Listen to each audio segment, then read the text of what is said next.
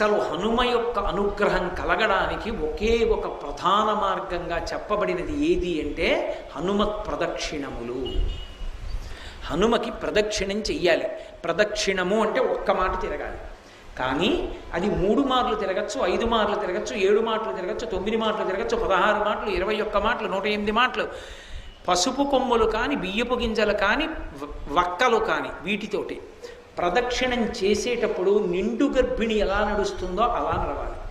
ప్రదక్షిణం చేస్తున్నంతసేపు కూడా ఒక శ్లోకమే చెప్పాలి.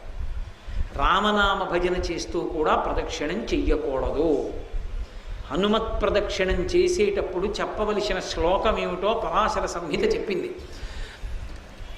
ఆయన దగ్గరికి వెళ్ళినప్పుడు ఆంజనేయం మహావీరం బ్రహ్మ విష్ణు శివాత్మకం తరుణార్క ప్రభం శాంతం ఆంజనేయం నమామ్యహం